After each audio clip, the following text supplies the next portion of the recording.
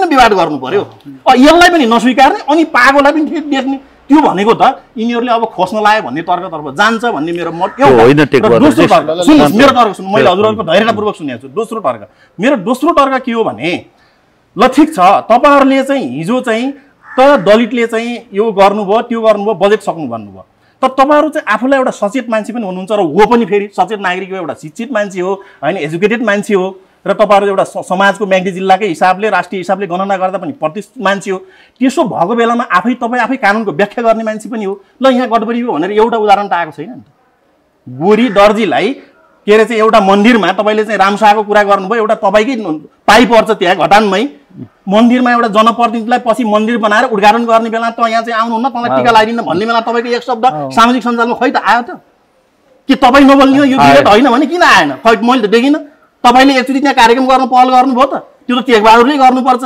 हरिकृष्ण भाइले अरु सामाजिक क्षेत्रमा काम गर्नुहुन्छ दलितीय नाममा केही गर्नुभयो त हामी गर्न चाहिँ कसैले गर्दैनौं तर केही दलितले गरे पनि फेरि के हुन्छ भन्दाखेरि यसले दलितको नाममा खाने हो भन्ने तर्फ जान्छ यो चाहिँ यसो तपाईहरुको यसो मन आयो भने मलाई सारै दुविधा हुन्छ यो सारै दुर्भाग्य हुन्छ चाहिँ यो सुरुवात गरौँ न एकछिन त्यो सुरुवात गरौँ सबैले गरौँ त त्यसो भने तपाईले त्यो घटानका चाहिँ एउटा पण्डितलाई तपाईले नुवादार कसले बुझाउनु त्यसो भए के चाहिँ अब बिटेको चाहिँ उले आएर बुझाउनु पर्ने हो बुझाइ राखेको पनि छ बुझाउनु पर्ने हो एउटा तपाईको घरमा तपाईले नुवादार कसले बुझाउनु तपाई त अभिभावक हो तपाई चाहिँ के रे परिपक्व मान्छे हो तपाई कानुन बुझेको धर्म बुझेको संस्कृति बुझेको मान्छे हो कसले बुझाउनु त त्यसो भए त्यो चाहिँ बुझाउने बेलामा पन्छिने अनि चाहिँ फेरि चाहिँ दोष कसलाई दिने भन्दाखेरि दलितको नाममा टाठाबाट बुझिराखेको त्यो गलत हुन्छ त्यहाँ उठाइदिनुस् न त्यसो भए अहिले सामान्य कुरा पनि एउटा चाहिँ अख्तियार अंश दलितलाई टीको लगाउँदै हिँड्ने नारायण पोखरेल जस्ता मान्छेलाई तपाईहरुले किन मार्नु हो त्यसो होइन यसो हो सर त्यसो भन्ने भने हिजो चाहिँ कांग्रेसले 2007 सालभन्दा अगाडि क्रान्ति गर्ने बेला के जम्मै राम्रो माथि भएका थिए एउटा पात्र एउटा घटनालाई लिएर त्यसलाई मात्र के गर्नु कतिपय कुराहरु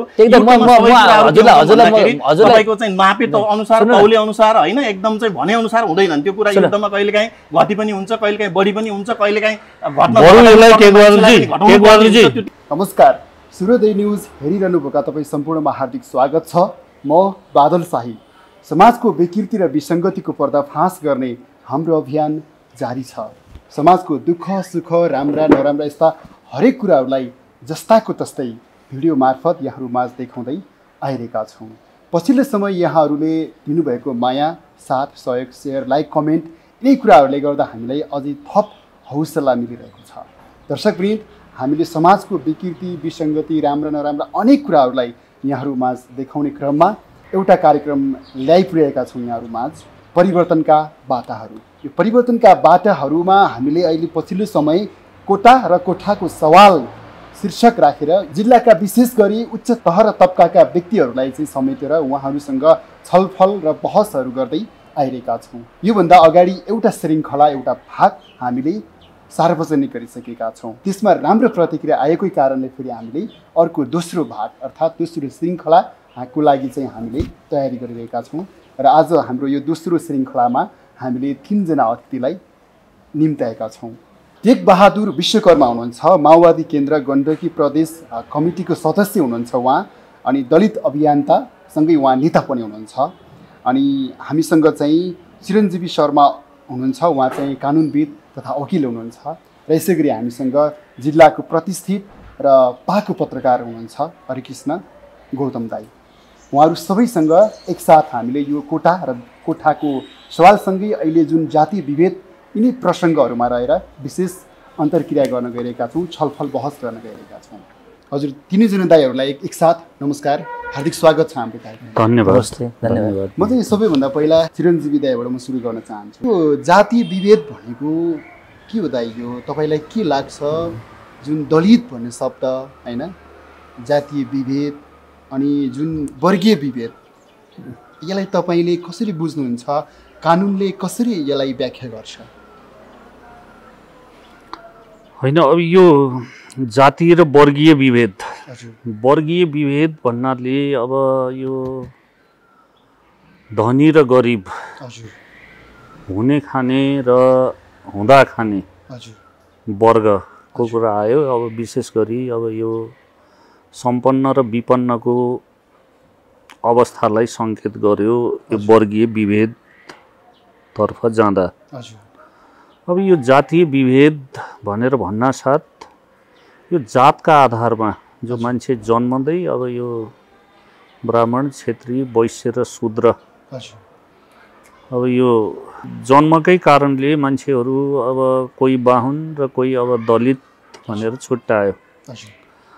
अब यो कानुनमा दलित भन्ने शब्द अहिले संविधानमा राखियो। अब यसले कम्तीमा पनि अब समाजमा उपेक्षित भएको, दबिएको, पछाडि पारिएको, जन्मजात रूपमै मान्छे हेपिएको जातलाई दलित भनेर परिभाषित गरियो। जस्तै अब यो हामीले परम्परागत रूपबाटै अब यो लुगा सिलाउने सूचीकार हैन, अब यो लोहा तामाको काम गर्ने ताम्रकार, लौहकार अर्थात् विश्वकर्मा जातिहरू र विशेष गरी अब यो छाला जुत्ता आदिका काम गर्नेहरू र त्योभन्दा बाहेक पनि अझै तल जाँदा बादी, पोडे, गाइने, च्यामे जस्ता यी डोम आदि जातिहरूलाई दलितको रूपमा परिभाषित गरेको अवस्था छ। यद्यपि अब मान्छे नै हो, अब स्वभाव, विचार, आचरण सबैको यदि राम्रो छ, संस्कारित छ भने दलित पनि ब्राह्मण हुन सक्छ र अब स्वभावले ब्राह्मण पनि अब दलित हुन सक्छ उसको स्वभाव आचरणले। यद्यपि हाम्रो संविधानले यो जन्मकै आधारमा यो वर्गीय विभेद गर्यो। जुन कुरा साँच्चै भन्ने हो भने संवैधानिक रूपमै एउटा दलित र गैर दलितको बीचमा रेखा कोरिएको अवस्था हो भन्छु म त यसलाई। अझ अब यसरी गर्न कति उचित, कति अनुचित, कति जायज, कति नाजायज, अब यो विशेषतः अब राजनीतिक नेतृत्वमा रहनुभएका दलित साथीहरूले कसरी महसुस गर्नुभएको छ। साँच्चीकै भन्ने हो भने यो त साँच्चै एउटा संवैधानिक रूपमै हो, पछि परेकोलाई अवसर दिनु आफ्नो ठाउँमा राम्रो हो, तर यो दलित र गैर दलित भनेर संवैधानिक रूपमै रेखा कोरेर विभाजन गर्नु भनेको त यो त्यति राम्रो चाहिँ होइन। जुन दलित शब्दले चाहिँ गैर दलित जाने जुन अग्लो जातमा पनि यो वर्गीय हिसाबमा पछि पारेकाहरू पनि दलित हुन् भन्ने तपाईँको आशय यस्तो छ होइन। दलित सबै छन् नि, त्यो त रेखा कोरेर विभाजन गर्न हुन्थेन क्या संविधानमा। एकैछिनमा आउँछु दाइ। तपाईँ के भन्नुहुन्छ? तपाईँ एउटा पत्रकार होइन, तपाईँको परिभाषामा तपाईँले जाने बुझेको तपाईँको अनुभवमा तपाईँलाई के लाग्छ त? यो दलित, यो गैर दलित, जात यस्ता कुराहरू तपाईँलाई कस्तो लाग्छ? हजुर, यसलाई यसरी बुझौँ हामी। अब विभिन्न जुन तीनवटा जुन पात्रहरू यहाँ हजुरले बसमा ल्याउनु भएको छ, तीनवटै पात्रहरूमध्ये अब म सञ्चार क्षेत्रबाट मैले काम गरिरहेको मेरो अनुभवहरूलाई चाहिँ कानुनका कुराहरू, कानुनसँग सोधेर झन्डै 2-3 दशकदेखि नै कानुन क्षेत्रमा इन्भल्भ हुनुभएको व्यक्तित्वदेखि लिएर राजनीतिक रूपमा एउटा क्रान्तिमा हुम्बिएर र दलित र गैर दलित बिचको जुन खाडल छ त्यो खाडललाई मेट्नको लागि समेत एउटा राजनीतिक आन्दोलनको चाहिँ एउटा ब्याकग्राउन्डबाट आउनुभएको अगुवा, दलित अगुवा समेत उपस्थित हुनुभएको हुनाले मैले देख्दाखेरि, हामीले बुझ्दाखेरि यो जातीय विभेद र यो रङ्गभेदको जुन यो सिलसिला छ यो चाहिँ विश्वभरि नै छ। मैले एउटा उदाहरण मात्र दिन खोजेँ। हिजो आज राति मात्र जुन युरो कपमा चाहिँ इङ्ल्यान्ड र इटाली बिचको चाहिँ एउटा फुटबलको चाहिँ फाइनल गेम भयो। फाइनल गेममा चाहिँ अन्तिम पेनाल्टीमा चाहिँ इङ्ल्यान्डबाट सहभागी भएका 3वटा जुन यो अफ्रिकी मुलुकका चाहिँ इङ्ल्यान्डवासीहरू हुनुहुन्छ, तीनैजनाले गोल गर्न सक्नु भएन। उहाँहरूले गोल गर्न नसकेको कारणले गर्दा इङ्ल्यान्डले चाहिँ एउटा चाहिँ युरो कपको उपाधिबाट चाहिँ वञ्चित हुनु पर्यो। त्यो किन पर्यो भनेर चाहिँ त्यसको बहस, खेलको एउटा बहसलाई भन्दा ती चाहिँ काला जाति हुन्, ती चाहिँ अफ्रिकन मूलबाट आएका हुन्, त्यस कारण गर्दा तिनले गर्दा एउटा इङ्ल्यान्डले चाहिँ आफ्नो युरो कप गुमाउनु पर्यो भनेर इङ्ल्यान्डमा अहिले जातीय रूपमा चाहिँ ती जुन खेलाडीहरू जुन राष्ट्रको लागि खेलेका खेलाडीहरूलाई चाहिँ जातीय रूपमा लगेर इङ्ल्यान्डमा अहिले चाहिँ ठुलो किसिमको चाहिँ एउटा सामाजिक सञ्जालमा त्यो बहिष्कारसम्मको चाहिँ एउटा गतिविधि चाहिँ अहिले रिसेन्टली आज 24 घण्टा यताको घटना चाहिँ मैले सेयर गरेँ। त्यसका विश्वभरि नै यो किसिमको समस्याहरू छन् र नेपालमा चाहिँ हामीले देख्यौँ कोटाका कुराहरू जुन हजुरले गरिराख्नु भएको छ, यसमा चाहिँ वास्तवमा ब्राह्मण समुदायको पनि निम्न स्तरीय बिहान बेलुकी केलाउँ भन्ने खाले जुन अवस्था पनि ब्राह्मण क्षेत्रमा पनि छ भने दलित ती पनि तपाईँको चाहिँ छन्। उनीहरूले अधिकारको लागि उनीहरूले अवसरको लागि त उनीहरू वञ्चित छन् नि त, त्यो ठाउँमा पुग्न पाएका छैनन्। उनीहरूलाई एउटा चाहिँ ब्राह्मण भएकै कारणले गर्दा उनीहरूले त्यो अवसरबाट त वञ्चित भएको अवस्था छ, त्यसलाई पनि हामीले चाहिँ इग्नोर गर्नु हुँदैन होइन। र दलितहरू भएकै कारणले गर्दा छुवाछुतदेखि लिएर विविध किसिमको जुन विभेद छ नि त्यो विभेदलाई नै अन्त्य गर्नुपर्छ भन्ने विषयमा त हामीले निरन्तर रूपमा त्यो हाम्रो क्षेत्रबाट गर्नुपर्ने कलम चलाउनु पर्नेहरू चाहिँ जुन क्रियाकलापहरू कार्यहरू हामी गरिरहेका छौँ। हामी यही कार्यक्रममा सहभागी हुँदा पनि हामी चाहिँ विभिन्न किसिमको छलफलहरू गर्दा पनि त्यो कुराहरू परिभाष हुन्छ। र कानुनका कुराहरू चाहिँ अहिलेको अवस्थामा जुन दलित र गैर दलित भनेर जुन एउटा चाहिँ विभाजन गरिएको छ त्यो विभाजन गरिएकोमा कानुनमा लेखिएको कुराहरू सरसरी रूपमा जनजीविकामा त्यो परेको भएको छैन। सबभन्दा ठुलो दुःखको कुरा हो, किनभने जातीय छुवाछुतलाई चाहिँ कानुनले नै त्यसलाई चाहिँ के अरे निषेध गरेको, त्यसलाई अस्वीकार गरेको अवस्थामा अझ पनि जातीय छुवाछुतकै कुराहरू छन्। अब काठमाडौँ जस्तो ठाउँमा कोठा नपाएको कारणले गर्दा यो जातीय आन्दोलनले चाहिँ एउटा अर्को रूप लिने किसिमको अवस्था बन्नु भनेको त एउटा विडम्बना नै हो। र हामीले चाहिँ यो यसलाई चाहिँ हामीले सबै मिलेर यो चाहिँ जातीय र गैर दलित भन्ने एउटा खाडल छ, त्यसलाई चाहिँ पूर्णको लागि चाहिँ सबै पक्ष दलित गैर दलित सबैको चाहिँ समान रूपमा चाहिँ सहकारी र सक्रियता चाहिँ आवश्यक पर्छ। हजुर ठिक दाइ, तपाईँ एउटा जुन क्रान्तिको जुन ब्याकग्राउन्डबाट तपाईँ आउनुभएको मान्छे होइन, तपाईँहरूले चाहिँ जातीय विभेद जसले गर्छ उसलाई चाहिँ तपाईँहरूले मुक्का नै हानेर आउनुभएको होइन। मन्दिरमा दलितहरूलाई प्रवेश गराउनेदेखि यावत कामहरू चाहिँ त्यो जनयुद्धको कालमा हुँदै आएको हो। अहिले पछिल्लो समय जुन लोकतन्त्र आइसके पछाडि त्यति बेला दबाबमा परेको चाहिँ विभेद अहिले मौलाएर आयो, त्यति बेला गर्न नपाएको विभेद अहिले गरेको हो कि भन्ने खालको चाहिँ यो छनक देखिन्छ। र उहाँ हाम्रो चिरञ्जीवी दाई र हाम्रो हरिकृष्ण दाईले चाहिँ जुन कुराहरू भन्नुभयो, तपाईँ के भन्नुहुन्छ दाई? सुरुमा त म भाइको प्रसङ्गसँगै जोडौँ। हजुर हजुर। जो म आफै जनयुद्धमा सहभागी थिएँ। हजुर। त्यो कालमा म्याग्दी जिल्लाकै सवालमा भनौँ अथवा हिजो म चाहिँ आन्दोलनमा लाग्ने बेलामा हामीले विशेष क्षेत्र भनेर भन्थ्यौँ। यो गण्डक प्रदेश के अरे त्यति बेलाको माओवादीको चाहिँ विशेष क्षेत्र, अहिले गण्डकी भयो, उति बेलाको विशेष क्षेत्र माओवादीको आधार इलाका। त्यसमा हामीले कार्यक्रमहरू गर्ने बेलामा स्वाभाविक हिसाबले हामीले हातैले मुक्का हान्ने भन्दा पनि छुवाछुत गर्ने त्यस्ता सोच भएका, त्यस्ता दृष्टिकोण भएका, त्यस्ता बुझाइ भएका मान्छेहरूलाई विभेद गर्न पाइँदैन भनेर हामीले ती विभेदमा परेका समुदायहरूलाई प्रोत्साहन गर्ने, उनीहरूलाई जागरुक बनाउने र उनीहरूलाई चाहिँ एउटा उत्साहमा लिएर त्यो चाहिँ छुवाछुत विरोधी आन्दोलनमा चाहिँ सरिक गराउने काम त गऱ्यौँ होइन। तर त्यो किन गऱ्यौँ भन्दा हिजो 1910मा राज्यले कानुन नै बनाएर ती समुदायहरूलाई मन्दिर पस्न हुँदैन, त उच्च जातिको घरमा जानु हुँदैन, उसलाई छुन हुँदैन होइन, त उनीहरूभन्दा निच होस्, त सानो होस्, अछुत होस् भनेर चाहिँ विभेद गरेका कारणले हामीले त्यो गर्नु ठिक थियो। किनकि जनयुद्ध भनेको यो संविधान, यो कानुन, यो चाहिँ यो राज्यलाई मानेर गरिएको चाहिँ थिएन, त्यसको विरुद्ध चाहिँ गरिएको चाहिँ आन्दोलन थियो। र त्यो बेलामा ती कार्य गर्नु, छुवाछुत विरुद्ध ती समुदायहरूलाई त्यसरी आन्दोलनमा सरिक गराउनु स्वाभाविक थियो र त्यो कार्य भएका हुन्। यसरी बुझ्नुपर्छ यसलाई। र त्यो कारणले नै अहिले चाहिँ जो संविधानमा दलितहरूले अधिकार पाएका छन् र संविधानमा जो विभेद गर्न हुँदैन कुनै पनि मान्छेले अर्को मान्छेलाई अथवा जात धर्म वंश परम्परा रीतिरिवाज संस्कारको आधारमा गर्न पाइन्न भनेर हाम्रो संविधानमै संविधानको प्रश्नमा पनि त्यसमा लेखिएको छ।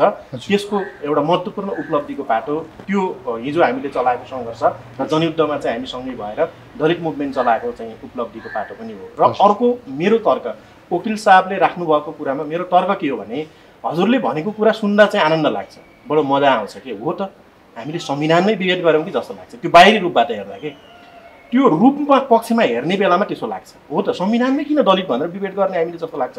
तर त्यसको गहिराइमा गयौँ भने, त्यसको अन्तर्यमा गयौँ भने, हामी त्यसको मर्ममा चाहिँ गयौँ भने त फेरि के संविधानमा दलित नभनेर दलित विभेद चाहिँ कम हुन्छ त?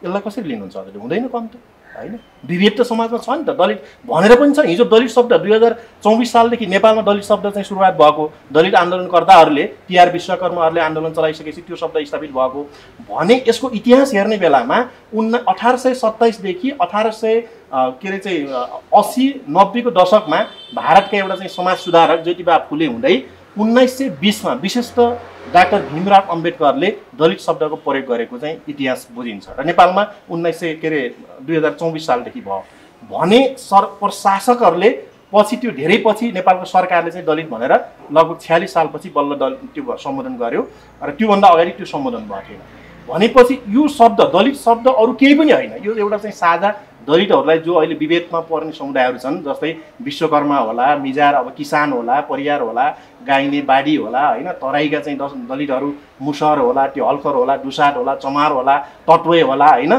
ती सबैलाई सम्बोधन गर्ने एउटा साझा शब्द मात्र हो त्यसमा चाहिँ होइन त्यसकारण त्यो दलित भनेको जस्तै जनजातिलाई के भनिन्थ्यो भन्दाखेरि पहिला सेता मगुराली भनेर सम्बोधन गर्न खोजियो सेता मगुराली भनेको चाहिँ के अरे चाहिँ गुरुङ राई मगर होइन यीलाई चाहिँ सम्बोधन गर्नको लागि सेता मगुराली भन्ने शब्द ल्याइयो तर त्यो पछि व्यावहारिक भएन र जनजाति शब्द आइसकेपछि समग्र नेपालका जति पनि आदिवासी जनजातिहरू हुनुहुन्छ उहाँलाई सम्बोधन गर्ने शब्द आदि के अरे चाहिँ जनजाति भन्ने भयो कि नेपालमा पनि मात्र के हो भन्दा यो साझा शब्द हो यो शब्दले दलित भएको होइन होइन दलित भएको त के हो भन्दा राज्यले चाहिँ कानुन नै बनाएर विभेद गरिसकेपछि के अरे चाहिँ मान्छे चाहिँ दमनमा परेको उत्पीडनमा परेको छुवाछुत बगेको अनि शब्दकै कारणले चाहिँ भएको भन्ने हो नि त 2024 सालभन्दा अगाडि त दलित शब्दै थिएन नि त के छुवाछुत थिएन त्यसो भए छुवाछुत त थियो फेरि समाजमा व्याप्त थियो नि त छुवाछुत त त्यसकारण चाहिँ यो शब्दले विभेद होइन मेरो एकछिनमा यो शब्दले होइन पहिलो कुरो मेरो अनि दोस्रो कुरो के हो भने हामीले चाहिँ विभेदमा परेका समुदायहरूलाई जातीय विभेद र छुवाछुत चाहिँ सहेर सयौँ वर्षदेखि 3000 वर्षदेखि विगत 3000 वर्षदेखि भोग्दै आएको मान्छेलाई संविधानमा सम्बोधन गर्नै पर्थ्यो अनि त्यो सम्बोधन गर्ने बेलामा के भन्ने त अछुत भन्ने हैन तिनलाई के भन्न सकिन्थ्यो हामीले चाहिँ अथवा के भन्ने पानी नचल्ने समुदाय भन्ने अचल समुदाय भन्ने के भनेर सम्बोधन गर्न सक्थ्यो भन्दाखेरि यो शब्दमा चाहिँ विभेद होइन नि यो शब्द त एउटा चाहिँ यो आन्दोलनले दलित आन्दोलनले चाहिँ गरेको अछुत बरु के हो भन्दा त्यो विभेद जन्ने शब्द हो त्यो चाहिँ हिजो यहाँका चाहिँ राजा महाराजाहरूले बनाइदिएको यहाँका शासकहरूले अछुत भनेर बनिएको शब्द यो दलित शब्द अछुत होइन यो चाहिँ नेपालमा इन्डियामा भनौँ अथवा चाहिँ के अरे नेपालका दलित आन्दोलनकर्मीहरूले आन्दोलन गरे बापत उपलब्ध भएको शब्द हो र यो संविधानमा राखिएको त्यसकारण अब यो संविधानमा कि त अब यो विभेद चाहिँ भन्ने कुरा संविधानमा नलेखिकन अन्त्य हुन्छ भनेर हामीले भन्नु पर्यो त्यो सम्भव छ भन्दा त्यो पनि सम्भव छैन त्यसकारण यो संविधानमा चाहिँ नलेख्ने भन्ने कुरा चाहिँ मलाई के लाग्छ भने घुमाइ फिराइ फेरि दलितहरूलाई दलित नै भाउ अब यिनीहरू राज्यको कुनै पनि निकाय र उसमा चाहिँ परिणत नगर तिमीहरू दलितै भएर बस्दा तिमीहरू हेपेरै बस्दा तिमीहरू अछुतै भएर बस्दा ठिक हुन्छ भन्ने तर्कतर्फ जान्छ कि उहाँको आशय त त्यो होइन होला तर अहिले कुरा त्यसरी उठिरहेको छ कि जस्तै रूपा सुनारकै घटनामा के भयो भन्दा यो चाहिँ आरक्षण लिइसकेपछि त छुवाछुत विभेद त सहनु पर्यो नि भन्ने तर्क आयो नि त्यो तर्फ जाने हो कि जस्तो लाग्छ मलाई है टेकबहादुरजी एकछिन है यो एउटा सक्षम मानव तपाईँ जतिको सक्षम मानवलाई कानुनले नै दलित अपहेलित उपेक्षित दबिएको पिछडिएको अथवा यो केही गर्नै नसक्ने राज्यको सहारा र आशीर्वाद लिएर बाँच्ने मान्छे बनाउने हो तपाईँ जतिको सक्षम मान्छेलाई पहिलो प्रश्न त्यो दोस्रो कुरा टेकबहादुरजी जस्तो हिजो जनयुद्ध लडेर आएको मान्छे उहाँहरू भित्रका पनि केही विकृतिहरू छन् विसङ्गतिहरू छन् साँच्चीकै भन्ने भने उहाँ आफैलाई आत्मसन्तुष्टि छ कि छैन म त्यसरी अहिले पनि यो कुरा गर्छु हिजो जनयुद्ध कालकै एउटा जल्दो बल्दो घटना म तपाईँलाई सुनाउन चाहन्छु पण्डित नारायण प्रसाद पोखरेल जसले चाहिँ दुनियाँ दलितहरूलाई राखेर लाऊ मसँगै वेद पाठ गर मसँगै चौकामा चढ गाडीमा चढ वेद पाठ गर भनेर एउटा दलित अगुवाईको दलित आन्दोलन चलाएर छुवाछुत मुक्तिको अभियान लिएर हिँडेको हो कि ल भन्नुहोस् त हिँडेको त हो नि नारायण प्रसाद पोखरेल जस्तो मान्छेलाई उहाँकै पार्टीको भातृ सङ्घ संस्थाले गएर चाहिँ मार्नुपर्ने कारण के थियो यदि साँच्चीकै छुवाछुतकै मुक्तिको लागि यदि चाहिँ हिँडेको पार्टीले छुवाछुत मुक्तिको अभियान लिएर हिँड्नुपर्ने एउटा बाहुनको छोरालाई मार्नुपर्ने कारण के भन्नुहोस् त त्यहाँ पछाडिको के छ त्यसको रहस्य के हो साँच्चीकै भन्ने हो भने यदि छुवाछुत मात्रै मुक्तिको अभियान लिएर हिँड्ने हो भने 17 सालको घटना म तपाईँहरूलाई बिपी कोइराला जुन बेला प्रधानमन्त्री हुनुहुन्थ्यो 17 सालको घटना राजा महेन्द्रसँगै बिपीको यो चाहिँ पश्चिमाञ्चल भ्रमण कुस्मामा आइपुग्दा एकजना पण्डित धुरन्धर पण्डित जसले विश्वकर्मा थरकी कन्यालाई श्रीमती बनाएर उसलाई घर निकाला भएर गयो सरकार म माथि अन्याय भयो मेरो सम्पत्ति खोसियो मलाई चाहिँ समाज खोसियो मलाई तिरस्कार भयो छुवाछुतको भेदभाव लगाइयो भनेपछि राजाले ठाडो हुकुम परमाङ्गीका आधारमा उनलाई गुप्तेश्वर महादेव मन्दिरको पुजारी बनाएको इतिहास थाहा छ नि तपाईँहरूलाई हैन त्यो त इतिहास थाहा छ हेर्नुस् भने छुवाछुत मुक्तिका यस्ता चाहिँ उल्लेखनीय र महत्त्वपूर्ण क्रान्तिकारी कदम अहिलेको अवस्थामा के गर्न सक्यो त माओवादी पार्टीले? ल भन्नुहोस् त टेकबहादुरजी। भनेको अब एकातिर चाहिँ व्यवहारिक पाटोमा जानु छैन, यता नारामा दलितलाई सधैँ दलित बनाएर अनि केही चाहिँ उच्च स्तरमा रहेका टाठाबाठाहरूले त्यो सुविधा लिइराख्ने अनि तल्लो दबिएको वर्ग चाहिँ सधैँ दबिए बनाउने। उही चाहिँ हल्ला नगर है साथी हो, हल्ला नगर भनेर एउटा बोल्छ, दुईटा बोल्छ, 10वटा बोल्दै त्यही झन् ठुलो हल्ला बनाउने समाजमा। त्यसकारण यो टेकबहादुरजी कृपया तपाईँले जुन अभियानमा उठ्नु भएको छ यसलाई एउटा सामाजिक रूपमा एउटा अभियानको रूपमा समाप्त गर्ने एउटा अभियान लिएर अघि बढाउने ठाउँमा नारा भजाएर मात्रै यसलाई चाहिँ मुक्ति गर्छु भन्ने कुरासँग मेरो सहमति छैन। के भन्नुहुन्छ तपाईँ? यसलाई अब बहसको रूपमा चाहिँ बहस जसरी हामी अगाडि बढिरहेका छौँ, मैले अगाडि पनि भनिसकेँ, वास्तवमा दलितलाई हेर्ने नजरमा पनि हामीले चाहिँ थोरै परिमार्जन चाहिँ फेर्नुपर्छ होइन। र मैले अगाडि पनि भने ब्राह्मण समुदायभित्र, क्षेत्रीय अन्य जातिहरूभित्र पनि दलितकै जुन तल्लो स्तरमा चाहिँ जीविकोपार्जन गरिरहेका प्रतिनिधित्व गर्ने त्यस्ता ती क्षेत्रमा त्यसरी आफ्नो जीवन निर्वाह गरिरहेकाहरूलाई समेट्न नसक्नु चाहिँ राज्यको कमजोरी हो। राज्यले त्योसम्म पुग्न नसक्नु चाहिँ राज्यको गम्भीर लापरवाही, कमजोरी, त्यो व्यवस्था हो। र दलितहरूलाई चाहिँ हामीले चाहिँ कसरी पनि परिभाषित गरिन्छ भने अगाडि पनि वकिल साहबले त्यो कुरा स्पष्टमा क्लियर गरिसक्नु भएको छ। दलितहरूको लागि गरिएका आन्दोलनहरू चाहिँ वास्तवमा अपुरा र त्यो आन्दोलनहरू व्यक्ति स्वार्थ, कुनै एउटा चाहिँ एउटा समुदायको स्वार्थको लागि मात्र प्रयोग गरिए कि भन्ने किसिमको चाहिँ त्यो आरोप चाहिँ बल पुग्ने किसिमको चाहिँ अहिलेको पछिल्लो यो 10 वर्ष यताको गतिविधि हेरेर पनि हामी त्यसलाई चाहिँ बुझ्न र मनन गर्न र महसुस गर्न सक्छौँ र दैनिक रूपमा त्यस्ता गतिविधिहरू देखिन पनि सक्छन्। एउटा उदाहरण दिन्छु म। दलितहरूलाई जुन निम्न स्तरको दलितहरूलाई कहिले राजनीतिक दलहरूले खोज्छन्, कुन समयमा खोज्छन् भने जब राजनीतिक दलहरूले आफ्नो चाहिँ चुनावी जुन मैदानमा चाहिँ अगाडि अग्रपङ्क्तिमा आउँदाखेरि दलितहरूको भोट निर्णायक हुन्छ नि, त्यति बेला चाहिँ राजनीतिक दलहरूले त्यो दलित बस्ती वरिपरि चाहिँ विभिन्न किसिमका योजनाहरू, कार्यक्रमहरू, प्रलोभनहरू, के अरे सहयोगहरू लगेर चाहिँ त्यो भोटहरू चाहिँ बटुल्ने किसिमको काम गरेका छन्। राजनीतिक दलले त्यहाँनिर चाहिँ बेइमान गरेको छ जस्तो लाग्छ। दुवैजना राजनीतिक रूपमा एकदम दिग्गज र एउटा माथिल्लो क्षेत्रमा हुन्छ। म्याग जिल्लाको चाहिँ पोलिटिकल हिसाबले गर्दा नि हजुरहरू दुवैजनाको त्यो एउटा एक किसिमको बलियो योगदान भएको कारणले मैले त्यहाँनिर चाहिँ राजनीतिक दललाई एउटा चाहिँ दलको तर्फबाट। अर्को कुरा चाहिँ वकिल साहबले उठाइसक्नु भएको छ, जातीय प्रतिनिधित्व गर्ने हिसाबले गर्दा पनि राज्यका विभिन्न ठाउँमा जुन चाहिँ दलितहरूको प्रतिनिधित्व गर्ने ठाउँ छ, त्यो दलितहरू प्रतिनिधित्व गर्ने ठाउँमा अलिक दुर्गम ठाउँमा बसेको शिक्षित दलित, उसको चाहिँ शैक्षिक योग्यता पनि उसको पुग्छ, त्यो राजनीतिक नियुक्ति गर्नलाई, त्यो ठाउँमा चाहिँ प्रतिनिधित्व गर्नलाई उसले पुग्छ। तर त्यो एउटा दलितले चाहिँ अवसर पाउँदैन। उदाहरणको लागि बेनी बजारमा बस्ने एउटा दलितले चाहिँ त्यो राज्यको त्यो राजनीतिक नियुक्तिमा उसले अवसर पाइछ, उसले चाहिँ फाला फाल्छ। तर एउटा तपाईँको चाहिँ माथिल्लो लेभल, माथि ग्रामीण क्षेत्रमा बस्ने दलित, उसको चाहिँ त्यो राजनीतिक नियुक्ति पाउनको लागि उसको क्षमता छ, तर उसले त्यो अवसर पाउँदैन। त्यस कारणले किन त्यो पाउँदैन, त्यो नपाउनु पनि राज्य यो जुन दलहरूको चाहिँ कमजोरी हो। किनभने उसले प्रतिनिधित्व गरेर त्यहाँ अवसर पायो भने पो उसले चाहिँ आफ्नो क्षमता विकास गरेर आफ्नो वर्गको, आफ्नो क्षेत्रको चाहिँ प्रतिनिधित्व गरेर त्यसलाई सुधार्नतर्फ लाग्छ नि त। बजार एरियामा बस्नेहरू, अलि आर्थिक रूपमा सम्पन्नशाली भएकाहरू, जो दलित टाठाबाटाहरू, उहाँहरूले मात्र अवसर पाउने किसिमको जुन एउटा चाहिँ परिपाटी संस्कार चाहिँ सबै राजनीतिक दलहरूले त्यो बनाइराख्नु भएको छ। एकदम कमजोर र त्यो एकदम गलत हो। र त्यस्ता क्रियाकलापले गर्दा यो जुन दलितहरूको समस्या चाहिँ जिउको त्यो रहिरहेको छ।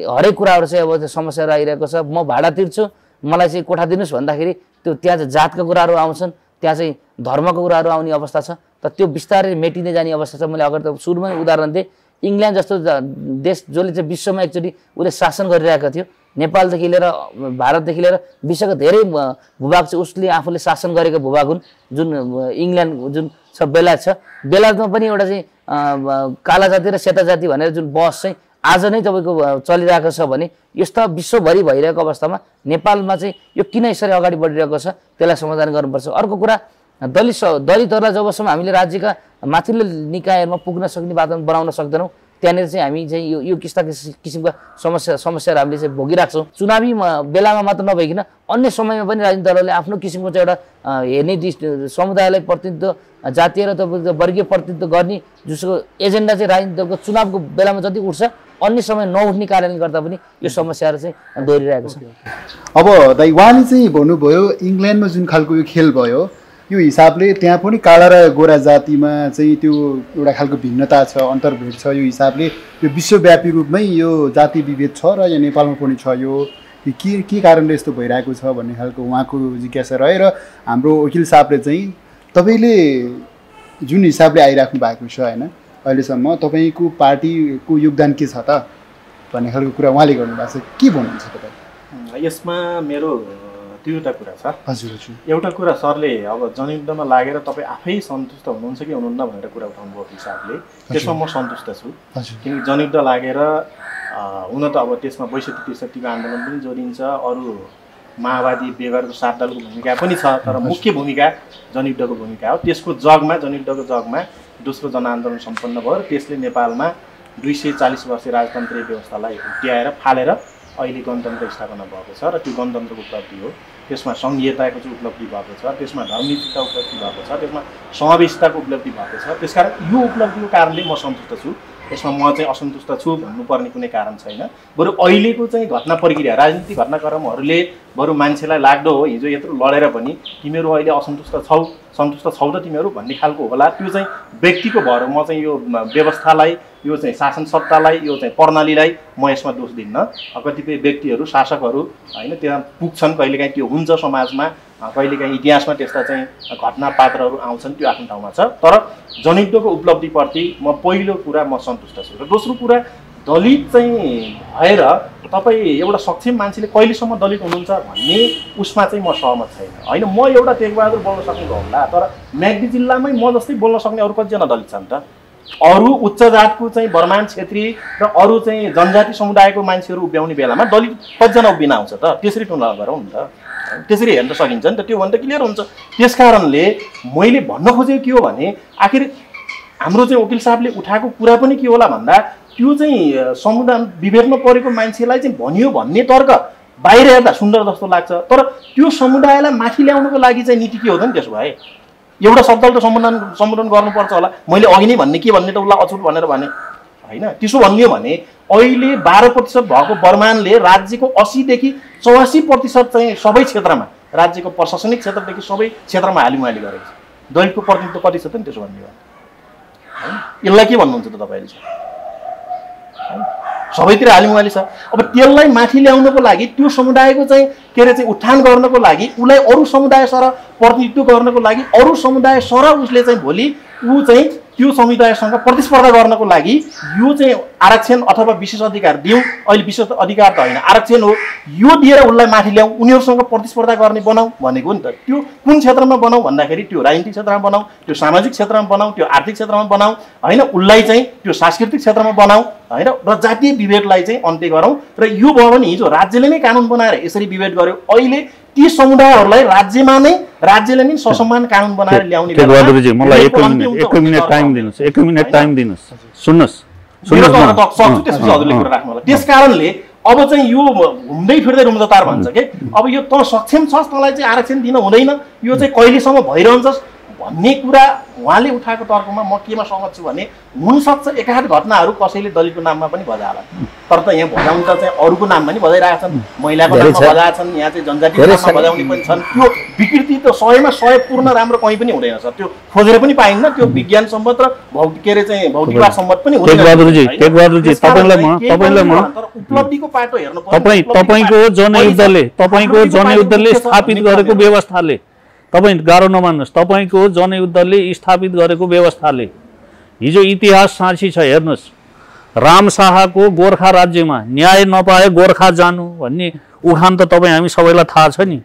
राम शाहको गोर्खा राज्यमा कालु सार्की नामका न्यायाधीश थिए उनले स्थापित गरेको न्याय व्यवस्थाले न्याय नपाए गोर्खा जानु भन्ने नाम चलेको थियो।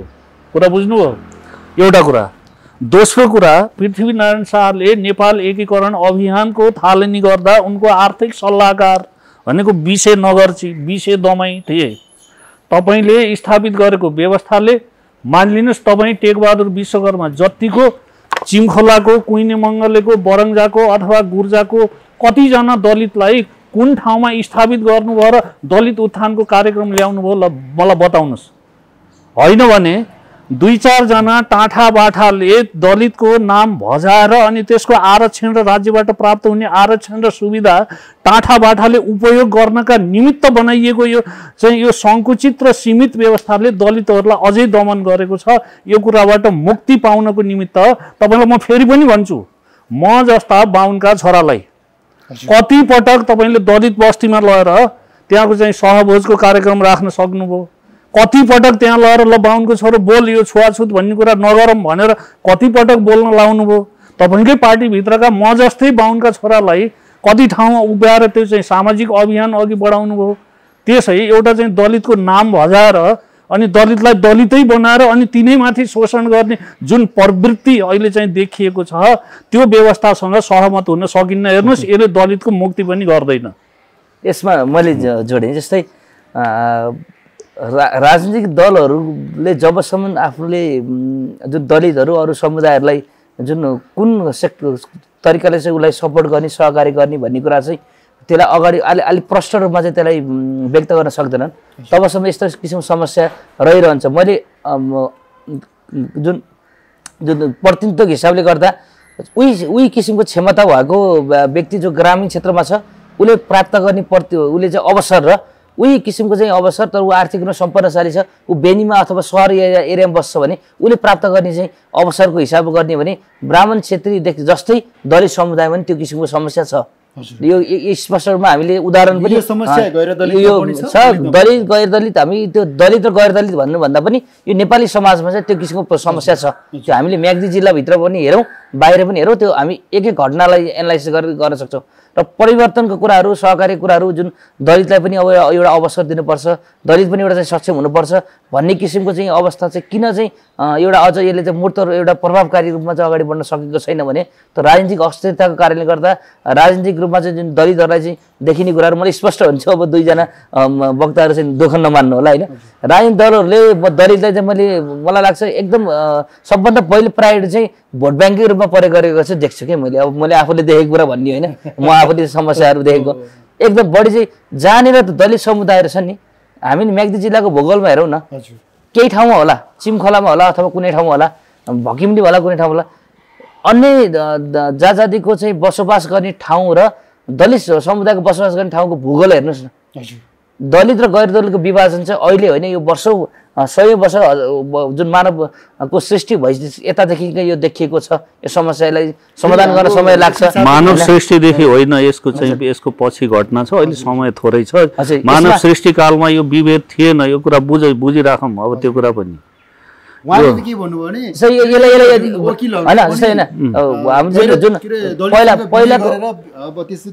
विभिन्न कालखण्डमा पहिलाको यसलाई चाहिँ हामीले यसलाई चाहिँ प्राचीन कालदेखि गजब छ।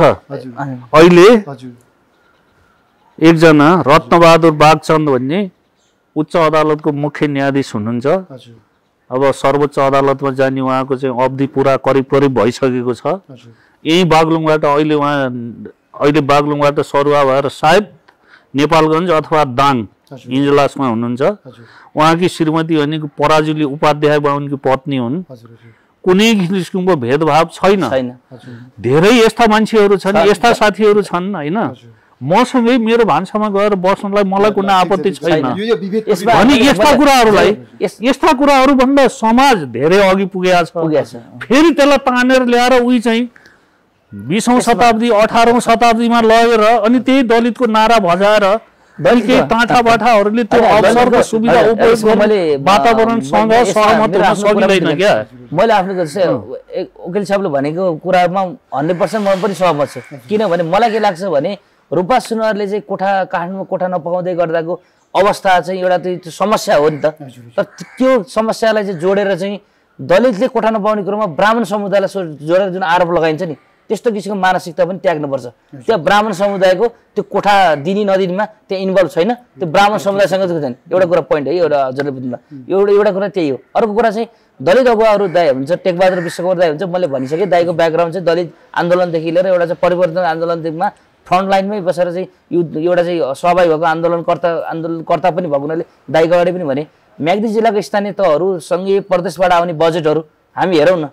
सँगै प्रदेश स्थानीय तहबाट आउने र नगर स्थानीय तहले बिजन गर्ने बजेट कति बजेट चाहिँ दलितको नाममा विनियोजन हुन्छ त्यो बजेट चाहिँ वास्तविक दलितहरू जो पहुँच के अरे लक्षित दलित समुदायसँग पुग्छ पुग्दैन त्यो एउटा पोइन्ट हो कि तपाईँ हामीले उठाउनु पर्ने कुरा के हो भने दलितको नारा चाहिँ एकदम राम्रोसँग बज्छ त दलितलाई छुट्याएको बजेट पनि वास्तविक दलितहरूमा पुग्दैन। उदाहरण दिन्छु म बेनपा 2 मा चाहिँ आइते बहादुर दर्जी भन्ने एकजना हुन्छ छोरा पनि उहाँको कमजोर छ उहाँ आफै पूर्ण रूपमा दृष्टिबिन हुन्छ उहाँको घरमा एउटा पनि तपाईँको चाहिँ दलितको नाममा आएको बजेटको चाहिँ एउटा पनि 1 पैसा पनि उहाँले त्यसको चाहिँ उपभोग गर्न पाउनु सदुपयोग त्यसको उहाँले प्रयोग गर्न पाउनु भएको छैन।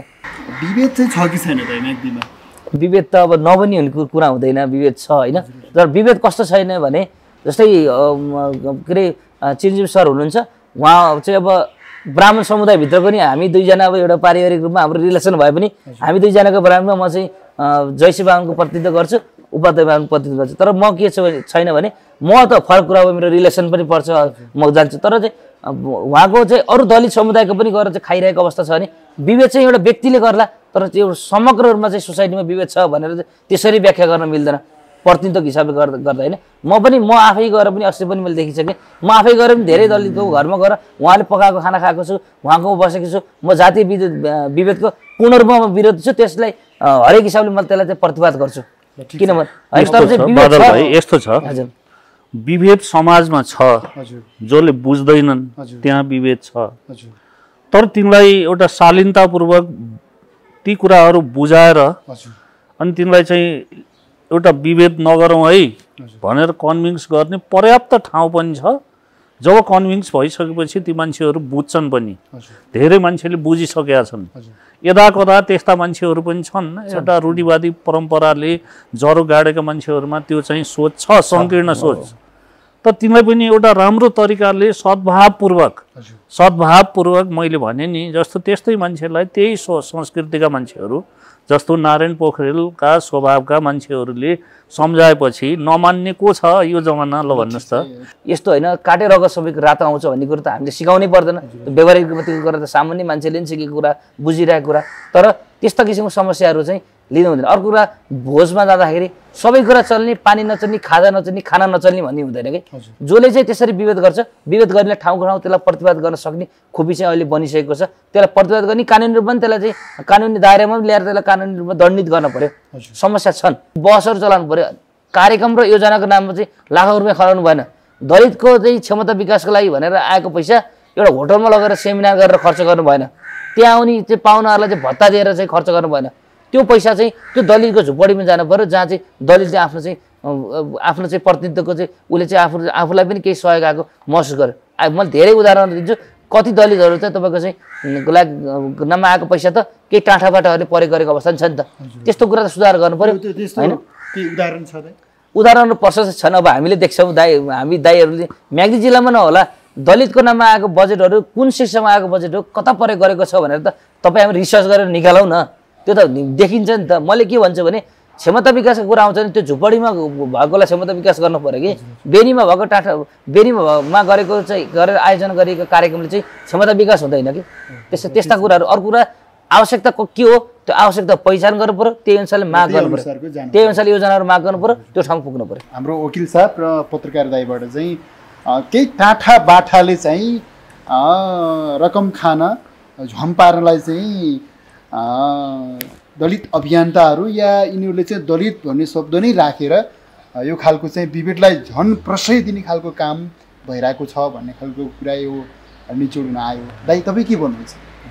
ठिक छ त्यो कतिपय घटनाहरू अब म्याग्दीमै पनि भएलान् आफ्नो ठाउँमा छ होइन घटै होलान् तर मलाई लाग्छ म आफै म्याग्दी जिल्लाको एउटा दलित अगुवा भएको कारणले सबै दलितको नाममा आएका बजेटहरू सरकारी क्षेत्रमा है मैले गैर सरकारी क्षेत्रको मैले भन्दिनँ सरकारले दलितको नाममा 15% विनियोजन गर्थ्यो र त्यो रकम को माध्यमबाट म्याग्दी जिल्लाका सबै गाविसहरूमा दलित सचेतना गोष्ठी कार्यक्रमहरू सम्पन्न गरेर कम्तीमा कस्तो मान्छे तयार गरिएको छ भन्दा वकिल साहबले मलाई कस्तो मान्छे बनाइस् त भन्नुभएको थियो गोरी दर्जी जस्ता मान्छे होइन ताकममा चाहिँ एउटा छुवाछुत भयो भन्ने विभेद भयो भन्ने महसुस हुन बित्तिकै एउटा भाइले सामाजिक सञ्जालमै विज्ञप्ति निकालेर चाहिँ बाहिर ल्याइदियो होइन त्यो चाहे चाहिँ तपाईँले चाहिँ गुर्जामा घटाउनुहोस् चाहे लुलाङमा घटाउनुहोस् चाहे मल्कबाङमा घटाउनुहोस् त्यो मान्छे तयार भएको छ। म एउटा त्यो गर्वका साथ भन्छु त्यो आफूमाथि विभेद भयो, आफूमाथि उत्पीडन भयो, जातीय हिंसा भयो भने त्यसको विरुद्ध बोल्न सक्ने मान्छे तयार भएको छ। म एउटा गर्वको साथ भन्छु र उहाँलाई लागेको मलाई कस्तो चाहिँ उहाँको कुरा सुनिरहँदा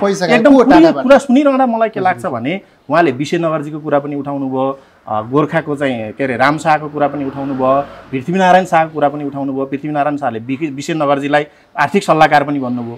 मेरो प्रश्न यसमा अरू केही पनि छैन। मेरो सठिक प्रश्न के छ भन्दा किन रूपा सुनारले काठमाडौँमा कोठा पाउँदैनन्? पृथ्वीनारायणले सुरुवात गरेको कुरा रूपा सुनारले किन के अरे काठमाडौँमा कोठा पाउँदैन? गत वर्ष किन चाहिँ रुकुममा 6 जना मान्छे एउटा चाहिँ के अरे आफ्नो प्रेमिकालाई लिन जाँदा मारिन्छ जातीयताको नाममा, अर्को जातको मान्छे भए त्यहाँ मारिन्थ्यो कि मारिन्न थियो? त्यो कुरा त हामी सबैले मिडियामा हेरौँ। ऊ बिक भएको कारणले अस्वीकार गरेको कुराहरू सबै कुरा बाहिर आएको छ। त्यसकारण यो कुरा किन हटेन? मेरो प्रश्न यहाँ हो कि किन हटेन त? त्यसो भए हट्नु पर्ने हो नि त्यसो भन्ने हो भने त। गोर्खामा न्याय पाइन्थ्यो भने अहिलेसम्म विभेद किन त? होइन, अहिलेसम्म विभेद किन त? किन काठमाडौँ देशको राजधानीमा तपाईँहरूले आफ्नो पार्टीलाई लोकतान्त्रिक पार्टी बनाउनुहुन्छ, तपाईँ काङ्ग्रेसमा आबद्ध मान्छे पनि हो, किन चाहिँ काठमाडौँमै चाहिँ किन विभेद नहट्या त? देशको राजधानीमा किन विभेद नहट्या त? किन एउटा रूपा सुनारले कोठा नपाएर चाहिँ मुद्दा हाल्नुपर्छ? होइन, फोनमा चाहिँ म बिक भन्न बित्तिकै किन घरबेटीले कोठा दिन्न भनेको? त्यसमा चाहिँ मैले भनेको त्यहाँ मैले बाहुनलाई जोडिनँ, प्रधानले भनिन्, आफ्नो ठाउँमा चाहिँ नेवारले भनिन्। त्यसकारण मेरो तर्क के हो भने यो कुरा त उठाइयो होला, हिजो काङ्ग्रेसले राम्रो नीति बनायो होला, एमाले बनायो होला, माओवादीले जनयुद्ध गरेर लड्यो, तर यो विभेद किन हटेन? मेरो तर्क के हो कि ल ठिक छ, यो पनि मैले छोडेँ। तपाईँहरूलाई लाग्यो कि दलितको नाममा दलितका टाँटाबाटाले खाए भन्ने तपाईँहरूलाई रात यहाँ तपाईँहरूलाई पूर्वाग्रह त होइन होला। अब खोसिम भन्ने तर्क कि हो कि जस्तो पनि लाग्ने, यसो सुन्दा हाम्रो खोज्न लाग्यो भन्ने पो हो कि जस्तो पनि लाग्ने, त्यो पनि नमानौ, त्यो पनि होइन होला। तर मेरो तर्क के छ भने ल ठिक छ, नेपालमा बर्मानहरूको जनसङ्ख्या 12%, क्षेत्रीको 16%, जनजातिको 34%, होइन? अब चाहिँ दलितको 13.8% भन्छ। हामीलाई 13.8 दिनुहोस् न त, ठिकै छ। राज्यको सम्पूर्ण क्षेत्रमा 13.8% हुने चाहिँ व्यवस्था बनाउनुहोस्। केन्द्रदेखि स्थानीय निकायसम्म, प्रदेश प्रतिनिधि सभा र स्थानीय निकायसम्म बनाउनुहोस्। त्यो राजनीतिक क्षेत्रमा बनाउनुहोस्, प्रशासनिक क्षेत्रमा बनाउनुहोस्, होइन? त्यो आर्थिक क्षेत्रमा बनाउनुहोस्, होइन? त्यो सामाजिक क्षेत्रमा बनाउनुहोस्, ओके, होइन? त्यो बनाउनुहोस्, ठिक छ। त्यो कुरा पनि नबन्ने, भन्नु नसक्ने, त्यो पनि नल्याउने, जनसङ्ख्या र प्रतिशत हिसाबमा नल्याउने, त्यो बस पनि नल्याउने। अनि चाहिँ अहिले दलितले पाएको चाहिँ एउटा समावेशीकरण नाममा पाएको 1-2 जना पाएको होला नि, फेरि रिस गरे जस्तो गर्ने, त्यो कुरा लिएर आउनुहोस्। काङ्ग्रेसमा तपाईँले बस गरेर ल्याउनुहोस्। तपाईँ काङ्ग्रेसको एउटा चाहिँ क्यु समितिकै मान्छे हो, क्यु पोस्टकै मान्छे हो मेगडी जिल्लाको। मैले माओवादीमा बस गराउँला, अर्को साथीले एमालेमा गर्ला, अर्कोले चाहिँ जसमामा गर्ला, अर्कोले रापरमामा गर्ला, त्यसरी बनाइदिउँ नि त। ल ठिक छ, 13.8% हुने बनाइदिउँ। जनजातिलाई 34% दिउँ उनीहरूको जनसङ्ख्या अनुसार, महिलालाई 51% दिउँ, होइन?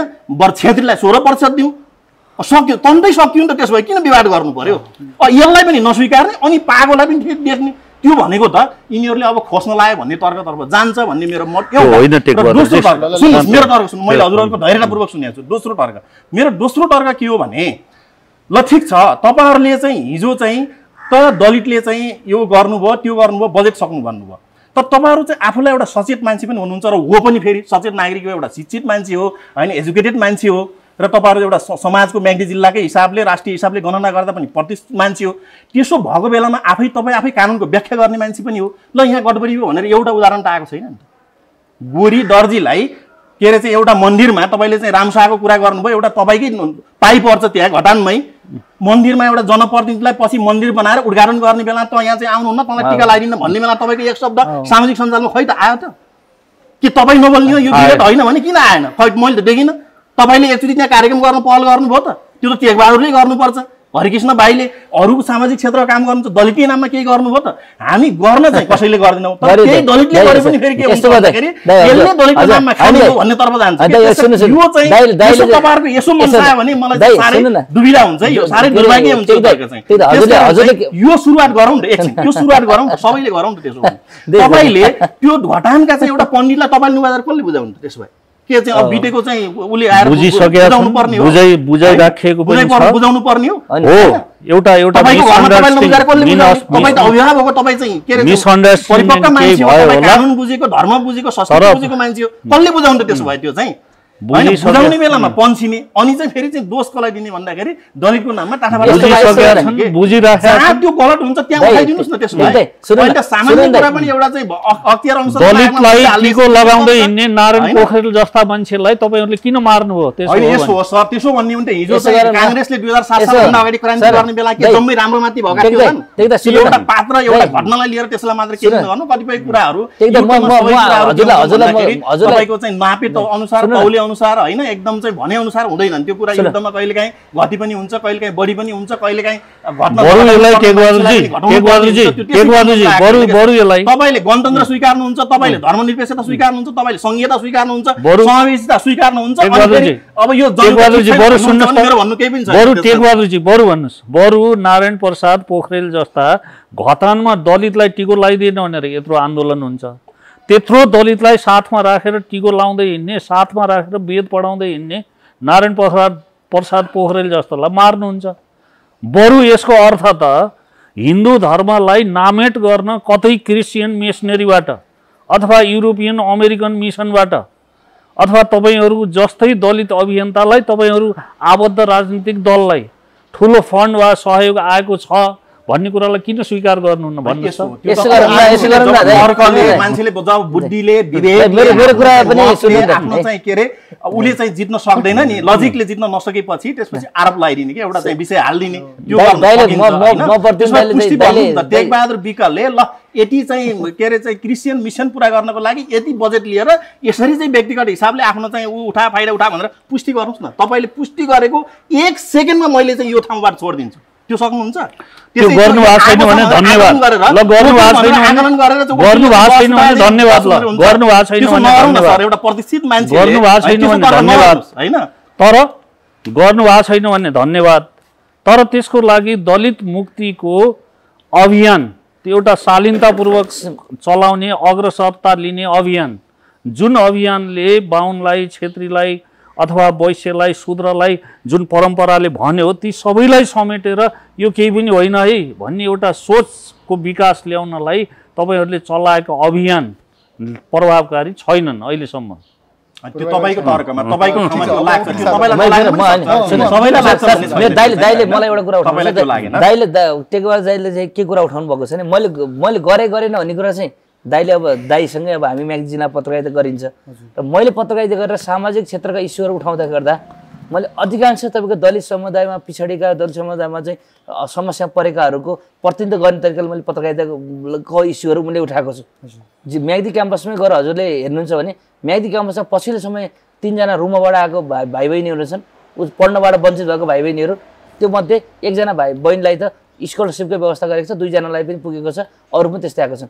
धेरै किसिमको चाहिँ अब एउटा दलित समुदायको दृष्टिबिन एकजना धर्मया विक्क भन्ने एकजना बहिनी जो परिवारबाट चाहिँ तपाईको चाहिँ दलित भएको कारणले गर्दा उनी चाहिँ विस्थापित भइन् र क्रिस्चियनको चाहिँ उसलाई फलो गर्दाखेरि आफन्तबाट नि वञ्चित भइन्। उनलाई पनि तपाईको म्याग्दी क्याम्पसमा कसरी पढाइएको छ र अरू दलित समुदायमा भित्र पनि कसरी गरी रिपोर्टिङको मार्फत साथ दिएको छ भन्ने कुरा चाहिँ मैले चाहिँ दाइहरूले आफूले समुदायमा भित्र प्रतिनिधित्व गर्छ। मैले मात्र के भन्न खोजेको सबै दलित अगुवाहरूले दलितको नाममा ल्याएको बजेटहरू दुरुपयोग गरेको छ भनेर मैले भनेको होइन, मैले भन्दा पनि भन्दैन, किनभने दलित अधिकार कर्मीहरूलाई हामीले देखेको छ म्याग्दी जिल्लामा सकि नसकि उहाँहरूले सकेर देखाउनु भएको छ, म्याग्दी जिल्लाकै प्रतिनिधित्व गरेर भन्न खोजेको होइन। दाइले एउटा कुरा भन्नुभयो जस्तै हिन्दू र तपाईँको चाहिँ गैर हिन्दूको कुराहरू पनि आएको छन्।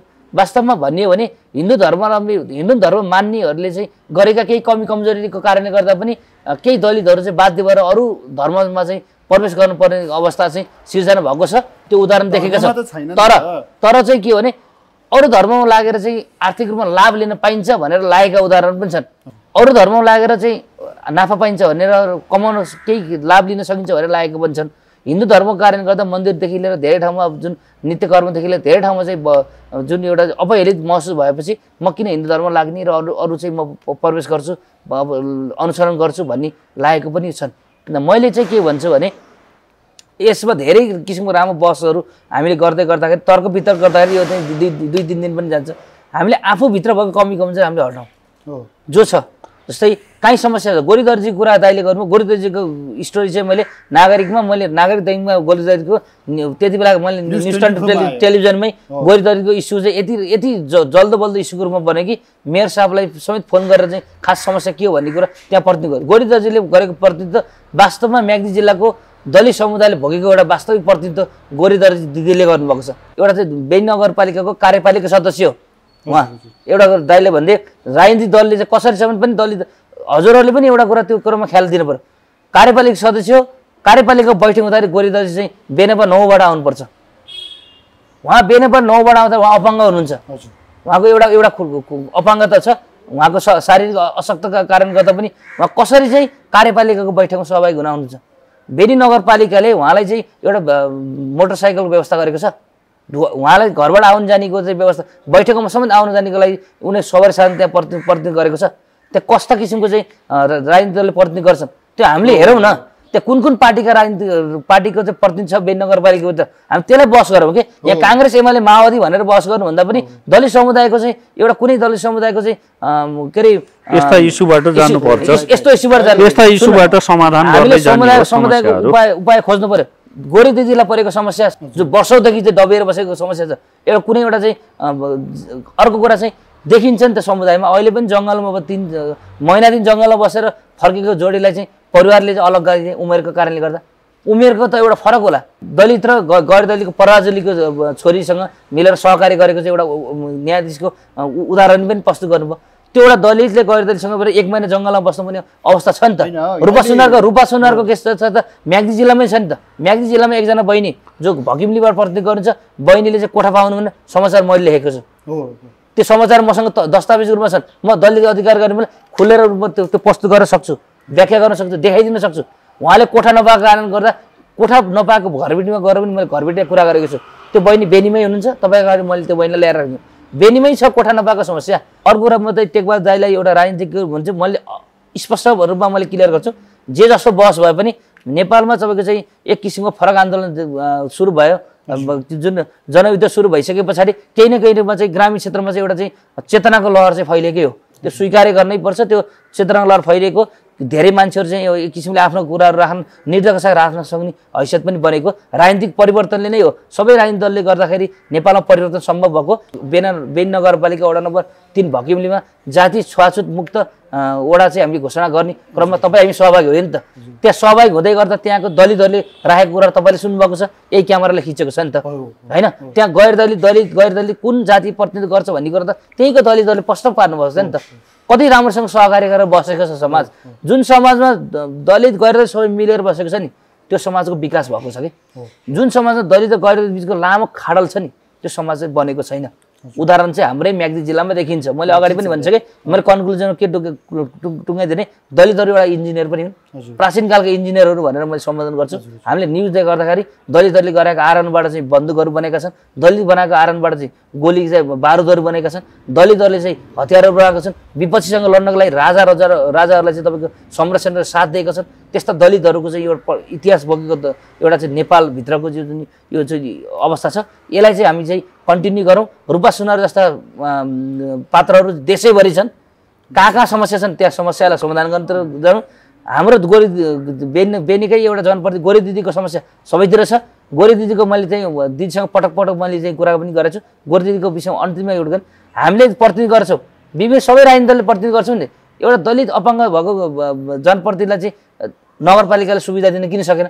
त्यो म कसैले बहस उठाएको छैन नि त।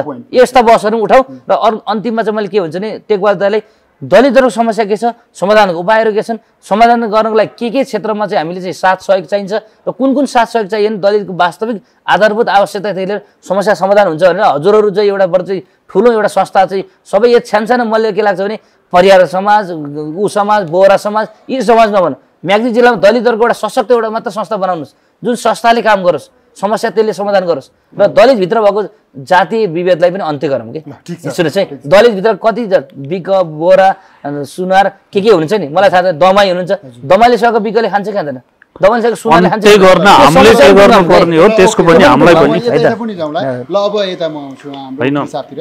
अहिले जुन रूपा सुनार हैन उहाँले चाहिँ कोठा पाउनु भएन काठमाडौँमा राजधानीमा है वकिल साहब राजधानीमा उहाँले चाहिँ कोठा पाउनु भएन तपाईँ वकिल भएको हिसाबले चाहिँ के भन्नुहुन्छ त्यो जुन हेर्नुहोस् यो जातीय विभेद तथा यो छुवाछुत भेदभाव नियन्त्रण कसुर र सजाय ऐन छ 2068 होइन। अब यो कसैले घर भाडामा लगाउने भाडाबाट प्राप्त भएको 2-4 पैसाले आफ्नो घरको जीविका चलाउने हो भने दलितलाई दिन्न भनेर भन्न पाइँदैन। त्यो भाडा उपलब्ध गराउनु पर्छ। कानुन त उहाँले नदिनु भनेको त्यो चाहिँ उहाँले कानुन विपरीतको कार्य हो, विभेद हो। त्यस्ता कुराहरू हुँदैनन्। तर सँगसँगै म के पनि भन्छु भने रूपा सुनार काठमाडौँमा कोठै पाइनन् भन्ने कुरा नि होइन। फेरि यतिका वर्ष उहाँ त 10औं वर्षदेखि काठमाडौँमा बस्नुभयो, विभेद भयो, विभेद स्वीकार गर्नुपर्छ, कोठा स्वीकार गर्नुपर्छ। तर एकाध घटनालाई होइन त्यो सरस्वती प्रधान उनको चाहिँ सेन्टिमेन्ट कस्तो थियो, कुन संस्कार उहाँ हुर्किनु भयो, कुन कुराले उहाँलाई गाइडेन्स गरेका थियो, समग्रमा त्यही घटनालाई जोडेर अनि त्यहाँ त लाखौं दलितहरू 10औं लाख दलितहरू बसेका छन्, अटाएका छन् होइन। उनीहरूले कोठा नपाएर के सडकमा सुतेका छन् त त्यो पनि होइन नि फेरि। तर एउटा घटनालाई लिएर यसरी दलितलाई कोठै नदिएर विभेद गर्यो, गएर दलितले चाहिँ दलितलाई बस्नै दिएन भनेर यो समग्रतामा चाहिँ सबैलाई सोलो डोलोमा मुस लिनु पर्ने त भएन नि फेरि। सबैलाई अर्को कुरा चाहिँ हरकृष्ण दाइले प्रश्न पार्नु भएको छ तपाईँको लागि। अहिले प्रतिनिधित्वको हिसाबमा कुरा गर्ने हो भने नगरपालिकामा नेपाली काङ्ग्रेसको चाहिँ नि प्रतिनिधित्व छ। मुख्य प्रतिनिधित्व नेपाली काङ्ग्रेसको छ। गोरी दर्जीको जुन उहाँको शारीरिक समस्या छ होइन, अनि जुन हिसाबले चाहिँ अब विभिन्न नगरपालिकाले गर्ने कार्यक्रमहरूमा आउने जुन समस्या उहाँले भोगिराख्नु भएको छ नि, एउटा बाइकसम्म चाहिँ उहाँलाई किन उपलब्ध गराएन त नगरपालिकाले भनेर चाहिँ दाइले प्रश्न भन्नुभएको छ। अब यो विगतमा अब सोचिएन हेर्नुहोस् होइन। अब यो अहिले प्रसङ्ग उठ्यो, अब मलाई पनि एउटा कता कता खड्कियो बिचरा। एउटा अपाङ्ग होइन, एउटा अपाङ्ग एउटा जनताको जनप्रतिनिधि भएर काम गरेको छ। ल कार्यपालिकाको अपरजट मिटिङ 11 बजे भन्ला, 9 बजे खबर जाला होइन। एउटा नगरपालिका जस्तो एउटा सक्षम संस्थाले आफ्नो एउटा अपाङ्ग कार्यपालिका सदस्यको हकमा आवत जावतको सुविधा उपलब्ध गराउनु पर्छ। त्यो गराउने कुरामा मैले कुन कोणबाट आवाज उठाउनु पर्छ मेरो आफ्नो प्रयास रहन्छ नै। तर म यति कुरा मैले उठाएको आवाज त्यहाँ कति सशक्त हुन्छ त भन्ने कुरा नि बुझ्नुहोस्। फेरि त्यहाँको जुन चाहिँ बहुमत, त्यहाँको प्रतिनिधित्व, त्यहाँ चाहिँ अब जुन अब उसले चाहिँ निर्णय लागू हुने त्यो पास गर्ने कुरामा त्यो बहुमत कसको छ, उनीहरूको चाहिँ कसको प्रभावकारिता छ भन्ने कुरा पनि बुझिराख्नुहोस्। त्यहाँ फेरि हामीले ठिक छ त्यो तपाईँ नि अब के भन्नुहुन्छ, तपाईँ समग्रमा उहाँहरूको कुरा बुझ्नु भएन होइन। ठिक छ। अब म संग्राममा अन्तिममा पनि छौँ होला, मैले नोट पनि गरेको छु कन्क्लुजन। र अब हामी यो बहस छलफल भनेपछि अब यो तर्क वितर्क भनेपछि नेगेटिभ पोजिटिभ आउँछ, त्यो आफ्नो ठाउँमा छ। र हामी यसको कन्क्लुजनमा निष्कर्षमा हामी के पुगेका छौँ भने म्याग्दी जिल्लामा केन्द्रित भएका छौँ र म्याग्दी जिल्लामा हुने जातीय विभेद छुवाछुत जन्ने घटनाहरू त्यसको मिलेर प्रतिरोध गऱ्यौँ र मिलेर चाहिँ समाजमा चाहिँ समानता होइन, एउटा सद्भाव, मानवीय हिसाबले मानवताको कायम गरौँ र कसैले कसैलाई विभेद गर्ने यो प्रथाको उसको उन्मूलन गरौँ भन्ने निचोडतर्फ पत्रकार हरिकृष्ण भाइ अनि वकिल साहबको तर्फ पनि त्यो आएको छ। यसलाई स्वागत गर्नुपर्छ। र मैले भन्न खोजेको मात्र हरिकृष्ण भाइले केही गर्नु भएन, वकिल सरले केही गर्नु भएन भन्न खोजेको होइन। मैले भन्न खोजेको के हो भने जस्तै गोरी दर्जीको घटना घट्यो, त्यो घटना घट्ने बेलामा टेकबहादुर छपी होइन चाहिँ के अरे गब्बे परियार अनि चाहिँ के भन्छ अर्को एबिसिडी चाहिँ मान्छे भएर अरू दलितका नेताहरू मात्रै भएर होइन, अब के अरे काङ्ग्रेसको मनकुमारी चाहिँ विक मात्र भएर प्रशासनको ढकाउन जानुपर्ने, जिल्ला प्रशासन कार्यालय जानुपर्ने, जिल्ला चाहिँ अदालत जानुपर्ने होइन कि। त्यो घटना घटिसकेपछि तपाईँहरू त बुझकट मान्छेहरू हुनुहुन्छ नि त। पत्रकारको तर्फबाट भाइले व्यक्तिगत पहल गर्नु भएको छ, आफ्नो ठाउँमा छ, संस्थागत पहल गर्ने र वकिल साहबले गएर त्यहाँ कानुनको व्याख्या गरिदिने र जो छुवाछुत गर्ने मान्छे हो त्यसलाई त छुवाछुत गऱ्यौ भने त यो हुन्छ नि त। म पनि त बाहुनु नि, मैले गर्दैन नि भनिदिन पाए कति मजा हुन्थ्यो भन्ने कि, त्यो आनन्द हुने कि। त्यो गर्न हामीले किन सकेनौँ? त्यो गर्न सक्थ्यौँ नि त। त्यसको सुरुवात अब गरौँ भन्ने कुरा हो यसको चाहिँ हामीले स्वागत गर्नै पर्छ र त्यो सुरुवात भयो भने त्यसपछि त त्यो आरोप लाउनु पनि पर्दैन नि त दलितका नाममा यी दलितका टाँठाबाट नेता बनाउँदाहरूले खाए कि भन्ने पनि आरोप लाउनु परेन रुकुमको घटना आउँदा म्याग्दीमा चाहिँ विज्ञप्ति आएन होइन यो रूपा सुनारको घटनामा म यहाँ थिएन सायद त आएपछि निस्किन्छ भन्दै थिएँ अब मैले चाहिँ यो घटना अब सेलाइ पनि सक्यो भनेर मैले त्यति चासो पनि दिएन तर चाहिँ अरू बेलामा चाहिँ हामीले कति चाहिँ खल्तीबाट हालेर विज्ञप्ति निकालेका छौँ त्यो एउटा संस्था पनि छ हाम्रो सङ्घर्ष समिति त्यहाँ सबैको पार्टी चाहिँ सबै पार्टीको चाहिँ भातृ सङ्गठनहरू त्यहाँ आबद्ध पनि हुनुहुन्छ त्यसको उहरू हेरौँ र त्यसपछि के अन्त्य गरौँ भने हामीले चाहिँ एकले अर्कालाई आरोप लगाउने एकले अर्कालाई चाहिँ के अरे चाहिँ आरोपको लागि खण्डनको लागि तर्कको लागि चाहिँ उसलाई चाहिँ के भन्छ चाहिँ आक्षेप लगाउने भन्दा अब यो हामी हाम्रो समाजमा भएको विभेदलाई अन्त्य गर्नको लागि त्यो प्रक्रियाको सुरुवात गरौँ भन्छु र अर्को छुटेको कुरा हरिकृष्ण भाइले चाहिँ अहिले चाहिँ युरोपको बेलायतको चाहिँ कुरा उठाउनु भयो त्यो अमेरिका अथवा युरोपमा चाहिँ हुने विभेद भनेको त्यहाँ के छ भने त्यो रङ्गभेदी विभेद हो होइन त्यो रङको आधारमा के रङ्गभेद भनेको रङको आधारमा अनुहार चाहिँ के अरे कालो भइसकेपछि गरिने विभेद हो तर यो नेपाल र भारतमा जस्तो त्यो विभेद छैन फेरि मान्छेले मान्छेलाई चुन्न नहुने मान्छे चाहिँ घरभित्र जानै नहुने छोइसकेपछि ऊ अवैधित हुने होइन उसको घरभित्र पस्नै हुने मन्दिरको मूर्ति उसैले बनाउने तर त्यो मन्दिर छोएर चाहिँ भित्र गएर पूजा गर्न नहुने त्यो होइन फेरि त्यो रङ्गभेद विभेदी चाहिँ ऊ हो र नेपालमा जस्तो त्यो होइन र नेपालमा भयो यो किन मन्दिर पस्ने कुरामा त रोकटोक छैन है यो कुरा मन्दिर पस्ने कुरामा म्याग्दीमा सायद सबै मन्दिरहरुमा खोला छ है यसै भएर त छ नि फेरि सर हैन अहिले पनि तपाईको गलेश्वरको बाहुनमा गएर म टेकबहादुर बिका भन्ने भने उसको अनुहार अर्कै हुन्छ यो त छ त फेरि यसलाई त स्वीकार्नु पर्यो नि हैन अहिले एउटा साथीले चाहिँ राम्रो तर्क उठाउनु भएको थियो बनाउने प्रचलन थियो नि गलेश्वरमा त्यहाँनिर चाहिँ नि यो जुन दलितहरु पनि प्रवेश गर्ने मन्दिरमा त्यस्तो भइसकेपछि त्यो पूजा पाठलाई रोकियो के त्यो गुनासो आएको छ नि त दलित वर्गबाट त फेरि छैन त्यस्तो त्यो यस्तो मन्दिरमा प्रवेश दलितलाई प्रवेश गर्न दिएनन् भने तत्कालै त्यो मन्दिरमा प्रवेश गर्न नदिँदाखेरि त कानुनी रूपमा त्यसलाई त कारबाही हुन्छ एउटा कुरा अर्को कुरा दलित र गैर दलित भन्ने कुरा त्यो मन्दिरमा प्रवेश गर्ने परिचयले चाहिँ त्यसलाई दर्शाउने कुरा होइन जहाँ अवरोध थियो हामीले देखेका छौँ पहिला पनि हामीले पत्रकारिता सुरुवात गर्ने बेलामा विभिन्न जिल्लाभित्रकै विभिन्न मन्दिरहरू दलितलाई प्रवेश गर्न नदिने किसिमको घटनाहरू त हामीले सुनेकै हो नि त होइन त्यो घटनाहरू समाधान भएर त्यो ठाउँमा त दलितले निर्वाध रूपमा चाहिँ मन्दिरमा प्रवेश गर्ने पूजा गर्ने किसिमको त एउटा कल्चर त बनिसकेको छ नि त त्यस कारणले गर्दा मैले अगाडि पनि भनिसकेँ दाइले पनि भनिसकेँ दलितले बनाएको चाहिँ मन्दिर चाहिँ मूर्ति चाहिँ भगवान बनिरहेको अवस्था छ दलितले बनाएका चाहिँ तपाईँको सामग्रीहरू औजारहरू त्यहाँको चाहिँ भाँडाकुँडाहरू चाहिँ हाम्रोलाई चाहिँ एउटा प्रयोग गर्ने चाहिँ दैनिक रूपमा प्रयोग गर्ने एउटा चाहिँ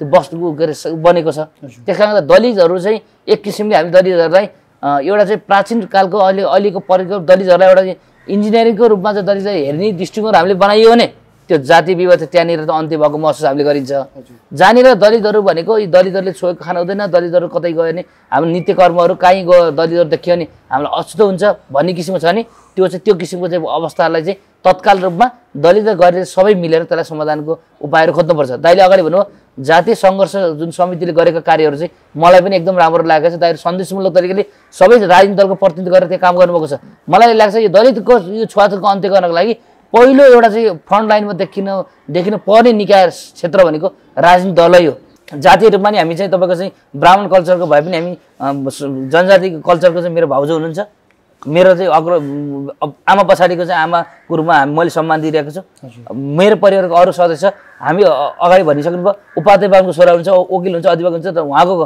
घरभित्र चाहिँ तपाईँको दलितहरूलाई इन्ट्री गर्नलाई कुनै समस्या छैन एउटा परिवर्तन हो अब टेकबहादुर दाइ हुनुहुन्छ राजनीतिमा चाहिँ कहाँ पुग्ने मान्छे एउटा जातीय आन्दोलनको अभियानमा लाग्नुभएको छ दाइभित्र हामी तिनजनाभित्र त त्यो समस्या छैन नि त हामी चारजनाभित्र समस्या छैन नि त तर यही समस्यालाई आधार मानेर आइएनजिओ एनजिओहरूले यहीलाई आधार मानेर डलर कुम्लाउने जिल्लामा अलिअलि छरेर बाँच्ने ठाउँमा नजाने किसिमको समस्या गराउने मैले उदाहरण दिएको दाइ हजुरले के कुरा नबुझ्नुलाई दलितको मात्र होइन गैर दलितको नाममा आएका सङ्घ संस्थामा आएको पैसा पनि त मिसयुज भएको छ नि त छन् तर सबैले त्यो मिसयुज गरेका छन् भन्ने होइन गरेका छन् भने समस्या गरौँ वास्तविक समस्या समाधानको लागि के कुरामा चाहिँ हामी भूमिका खेल्दाखेरि चाहिँ समस्या समाधान गर्न सकिन्छ भने कार्ययोजना सहितको त्यसलाई कार्यान्वयन तहसम्म पुग्ने किसिमको वातावरण चाहिँ बनाऊ के मेरो यति हामी अन्तमा छौँ होइन ठिक छ अब कृष्ण भाइले फेरि चाहिँ के अरे कुरा उठाउनु भयो यसमा मेरो तर्क मैले अघि नै पनि भने मेरो एउटा चाहिँ यो आन्दोलनमा लागिरहँदा मेरो एउटा अनुभवले के भन्छ भने